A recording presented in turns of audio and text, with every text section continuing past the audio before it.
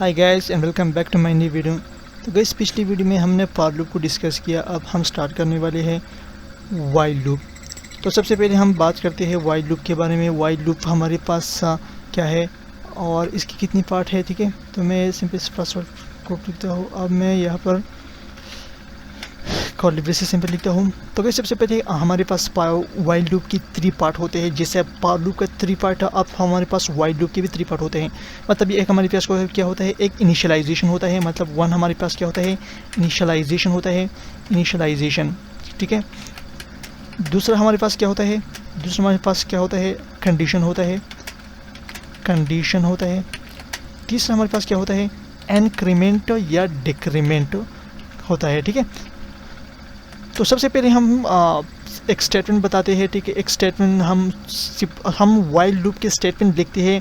Guys दोनों के दरमियान फॉर लूप और वाइल लूप के दरमियान क्या डिफरेंस है, इसको मैं लास्ट में एक डिस्कस करूँगा। तो सबसे पहले हम एक सिंपल इनिशियलाइजेशन करते हैं। तो गाइस स्टेप 1 हमारे पास क्या था, स्टेप 1 हमारे पास था इनिशियलाइजेशन। तो मैं यहाँ पर क्या करता हूँ, इनिशियलाइजेशन करता हूँ, इंटीजर ए लिखता हूँ, इसको इनिशियलाइज करता हूँ क्या, टू इनिशियलाइज। सपोज मैंने चाहता हूँ 1 इनिशियलाइज करता हूँ। अब मुझे क्या करना है, यहाँ पर मुझे क्या करना है, एक कंडीशन लगता है। तो मैं वाइल लिखूंगा। वाइल क्या है, एक रिजर्व वर्ड है, ठीक है। यहाँ पर मुझे कंडीशन रखना है अगर एक क्या है लेस देन 20 है। तो गैस मैं सिंपल लॉजिक लिखूंगा, ठीक है। और यहाँ पर मुझे क्या करना है, सिंपली सी आउट लिखना है। यहाँ पर मुझे सी आउट अपने स्टेटमेंट को प्रिंट करना है। तो गैस यहाँ पर मैं क्या कर सकता हूँ, सिंपली अपनी स्टेटमेंट को प्रिंट कर सकता हूँ। इसके अंदर में डिक्रीमेंट और इंक्रीमेंट और डिक्रीमेंट जो स्टेटमेंट होते हैं, मतलब हमें किसी स्टेटमेंट को इंक्रीमेंट करना है, डिक्रीमेंट करना है, हमें इस बॉडी के अंदर ही लिखना होगा। तो मैं अब यहाँ पर लिखता हूँ,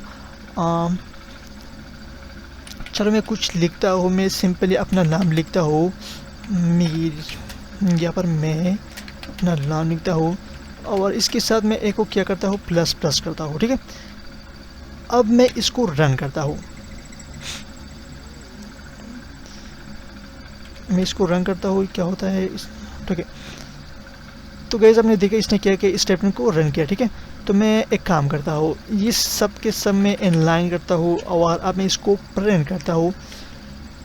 तो इनलाइन, ठीक है, इनलाइन करता हूँ, प्रिंट करता हूँ इस प्रोग्राम को। अब मैं तो गाइस क्या होगा, इसने क्या किया, मतलब मेरा नाम प्रिंट किया जितना कंडीशन ट्रू है। तो गाइस ये कैसे काम करता है, ये हमारे पास क्या है, इनिशियलाइजेशन है।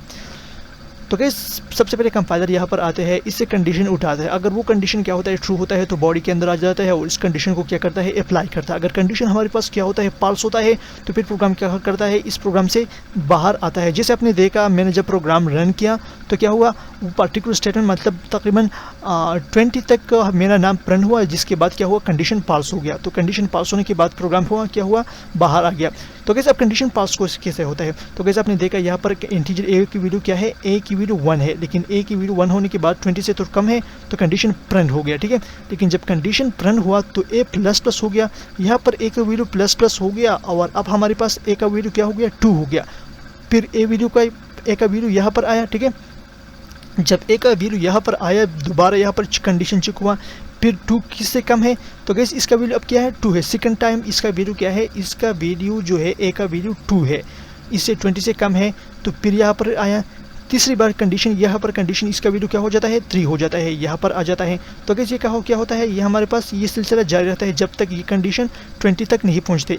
तो गैस सिंपली क्या होता है, अब हम डिफरेंस बताते हैं इस वाइल लूप और फॉर लूप के दरमियान। तो गैस अब हमने तो फॉर लूप के बारे में डिस्कस किया कि फॉर लूप की 3 पार्ट होते हैं, उसी तरह लेकिन इसकी उसके स्ट्रक्चर में थोड़ा डिफरेंस होता है, वरना काम जो होते हैं मतलब उसकी कंडीशन हमें उसकी कंडीशन और इसकी कंडीशन में थोड़ा डिफरेंस होता है।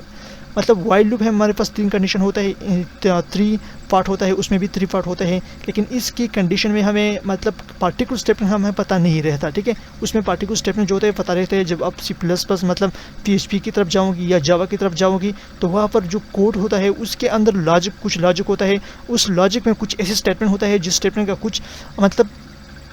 कुछ लिमिट नहीं होता। तो क्या करते हैं, हम वाइल लूप के अप्लाई करते हैं या फॉर लूप के अप्लाई करते हैं, तो वो लॉजिक क्या करता है, उस स्टेटमेंट को कंट्रोल करता है। तो इसी तरह हमारे पास ये क्या करता है, इस अनलिमिटेड स्टेटमेंट को मतलब जो स्टेटमेंट हम नहीं जानते उस स्टेटमेंट को उस हद तक कंडीशन को क्या करता है, एक कंडीशन को एग्जीक्यूट करता है। तो गाइस अब इन पार लूप और वाइल लूप के एक डिफरेंस तो ये रहा, ठीक है। मतलब पार लूप क्या है, हमारे पास एक स्पेसिफिक एलिमेंट होता है, उस हद तक क्या होगा, इस कंडीशन को प्ले करेगा, इस कंडीशन को एग्जीक्यूट करेगा। इसी तरह इसके क्या 3 पार्ट है, लेकिन इसमें इनिशियलाइजेशन जो होता है पहले होता है, उसमें क्या होता है, उसमें भी पहले था, लेकिन उस मतलब जो पेरेंथेसिस होते हैं उस दोनों के अंदर होता है, ठीक है। इसी तरह हमारे पास कंडीशन वाइल जो कंडीशन होता है, ये कंडीशन हमारे साथ तो मतलब बॉडी के अंदर नहीं हो, बॉडी से बाहर होता है। और इसी तरह बॉडी के अंदर इंक्रीमेंट और डिक्रीमेंट होता है, उसमें इंक्रीमेंट और डिक्रीमेंट भी तक किया था, पता है, इनिशियलाइज मतलब पेरेंथेसिस के अंदर था। तो गाइस आई होप ये वीडियो आपको पसंद में आया होगा। सो गाइस इस वीडियो को लाइक करो और इस चैनल को सब्सक्राइब करो। So thank you for watching this video.